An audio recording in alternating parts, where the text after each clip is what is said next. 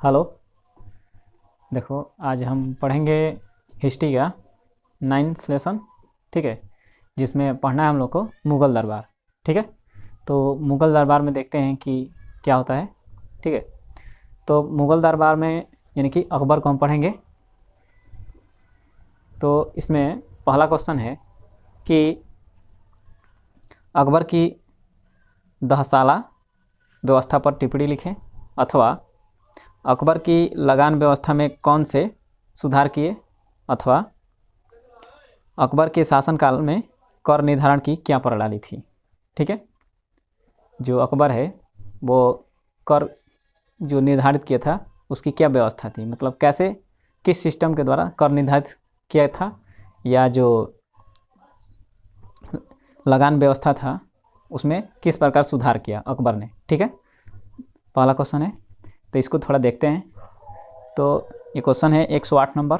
ठीक है, तो 108 नंबर क्वेश्चन देखते हैं थोड़ा सा। तो देखो, अकबर जो था वो अपने राज्य में लगान व्यवस्था में सुधार करने के लिए एक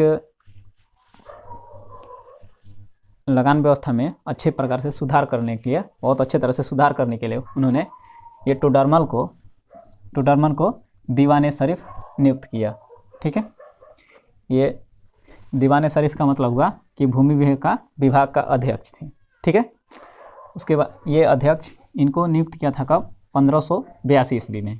ठीक है, उसके बाद ये जो दीवाने शरीफ नियुक्त कर दिया गया टोडरमल को, तो टोडरमल ने एक फरमान जारी किया। ठीक है, जिसका नाम था INA दहसाला। ये क्या था, एक आज्ञा पत्र था कि इसी के अनुसार, इसी आज्ञा पत्र के अनुसार इसमें जो जो वर्णन था कर के बारे में, उसी के अनुसार कर लगाया जाएगा। ठीक है, तो इसमें क्या था, इस INA दहसाला में था कि कृषि योग्य जो भूमि थी उसका पैमाइश किया गया है ना, और उसके द्वारा भूमि की माप जो थी, ये भूमि की माप जो थी वो जो गज था। ठीक है, भूमि को गज में मापा जाता था। ठीक है, और इन्होंने क्या किया, ये जो टोडरमल था उन्होंने क्या किया कि भूमि को 4 वर्गों में बांट दिया। जैसे कि हम लोगों ने कल पढ़ा था कि पोजल भूमि, प्रति भूमि, चाचर भूमि और बंजर भूमि। ठीक है, जिसमें हर एक साल खेती होती थी, ये कुछ दिनों के लिए प्रति छोड़ी जाती थी, ये 2-3 सालों के लिए प्रति छोड़ी जाती थी, और ये 4 से 5 सालों के लिए प्रति छोड़ी जाती थी एक बार फसल करने के बाद। ठीक है, तो ये टोडरमल जो था वो भूमि को 4 वर्गों में बांट दिया, विभक्त कर दिया। और विभक्त करने के बाद क्या हुआ कि इसमें से प्रथम 3 श्रेणी की जो भूमि थी, ये पोजल, प्रति और चच्चर, उसका एक सीजन का एक फसल का पैदावार निकाल लिया जाता था। और निकालने के बाद क्या होता था कि उसमें पिछले 10 वर्षों के पैदावार के आधार पर प्रत्येक फसल की बीघा पैदावार का औसत निकाला जाता था।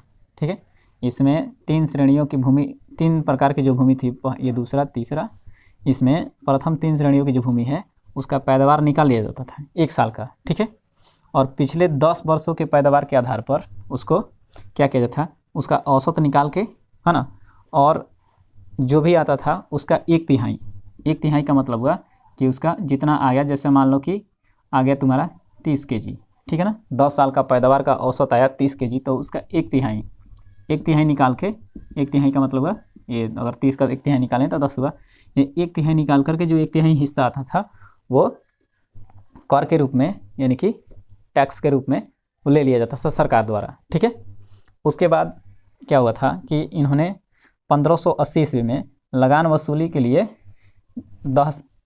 दहसाला प्रबंध की, यानी कि जब्ती प्रथा, यानी कि भूमि को क्या किया जाता था, किसी निजी व्यक्तियों के हाथ में दे दिया जाता था, और वो निजी व्यक्ति क्या करता था, उस पर अब 2 साल, 4 साल, 10 साल या 5 साल के लिए किसी व्यक्ति को दे दिया जाता था। वो क्या करता था, 10 साल या 5 साल या जो भी जितने दिन के लिए लेता था उतना दिन का कर वो पहले चुका देता था, है ना, और उसके बाद से उतना दिन में वो जितना अपना वो टैक्स वसूलेगा जनता से। यानी कि जैसे कि कहने का अर्थ हुआ कि ये मान लो खेत है, ठीक है, इसको किसी व्यक्ति को दे दिया गया, ठीक है, इस एरिया में मान लो कि ये कितना खेत है, ये सब खेत है, एक जितना खेत दिखाई दे रहा है, किसी को दे दिया गया कि लो, ठीक है। जैसे मान लो ये एक आदमी है, ये एक आदमी है और इसमें रहने वाले, यहाँ पे रहने वाले बहुत सारे लोग हैं, है ना। तो सरकार जो है, गवर्नमेंट यानी कि जो राजा, वो क्या किया कि इस भूमि को दे दिया इसको कि तुम इस भूमि को ले लो, ठीक है। और कितने दिनों, जैसे मान लो कि 5 साल के लिए, 5 साल के लिए ले लो। और 5 साल का जो टैक्स है, उस 5 साल के टैक्स इस पर जितना लगान हुआ उसको ये व्यक्ति इस राजा को चुका देता था पहले ही। उसके बाद इस पर लोगों से कृषि करवाता था, है ना। और टैक्स के रूप में अब जितना ये टैक्स 5 साल में वसूल ले, ये भी हो सकता है कि इस व्यक्ति को 5 साल के अंदर में लगान ज़्यादा मिला तो इसे ना फ़ायदा हो जाता था, या कम आया तो इसे लॉस होता था। तो इसको जब्ती के नाम से जाना जाता है, ठीक है। उसके बाद क्या हुआ कि उपज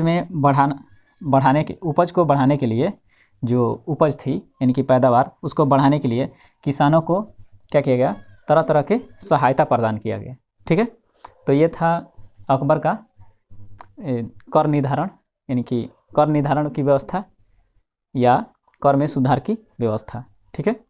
फिर से एक बार देखते हैं थोड़ा सा कि अकबर ने क्या किया कि भूमि में सुधार करने के लिए टोडरमल को टोडरमल को दीवाने ए अशरफ नियुक्त किया, ठीक है। दीवाने अशरफ का मतलब है भूमि विभाग का अध्यक्ष, ठीक है। अब टोडरमल क्या किया कि एक आज्ञा पत्र जारी किया जिसका नाम था क्या, INA 10 इस आज्ञा पत्र के अनुसार क्या किया गया, भूमि पर कर लगाया गया, कर यानी टैक्स, ठीक है। और क्या किया इन्होंने, यानी कि जो भूमि मापने की जो व्यवस्था थी, कैसे मापा जाएगा, तो मापने की जो आधार था वो गज था, ठीक है। भूमि को गज में मापा जाता था, ठीक है। उसके बाद इस टोडरमल ने क्या किया कि भूमि को 4 वर्गों में बांट दिया, ठीक है।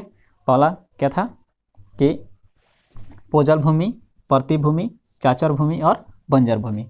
इस प्रत्येक पहली जो 3 भूमि है, 3 प्रकार की भूमि, इन तीनों में से 1 साल का जो पैदावार होता था उसको निकाल लिया जाता था, और पिछले 10 साल के पैदावार के आधार पर उसका पिछले 10 साल का पैदावार का औसत निकाल करके, और जो औसत आता था उस औसत का 1/3 हिस्सा राज्य सरकार को टैक्स के रूप में दे दिया जाता था, ठीक है। उसके बाद क्या हुआ कि ये 1580 ईस्वी में लगान वसूली के लिए 10 साला प्रबंध किया गया, यानी कि जब्ती प्रथा चलाया गया, ठीक है ना। जब्ती का मतलब है कि किसी क्षेत्र के भूमि को किसी विशेष आदमियों के हाथ में, किसी विशेष व्यक्ति के हाथ में दे दिया जाता था, और वो व्यक्ति वहाँ रहने वाले लोगों से उस पर खेती करवाता था और वहाँ से लगान वसूल करता था, ठीक है। उसके बाद कि उपज ज़्यादा से ज़्यादा हो, उसके लिए इन्होंने किसानों को सहायता प्रदान की तरह तरह के, ठीक है। तो ये था अकबर का कर निर्धारण व्यवस्था, ठीक है।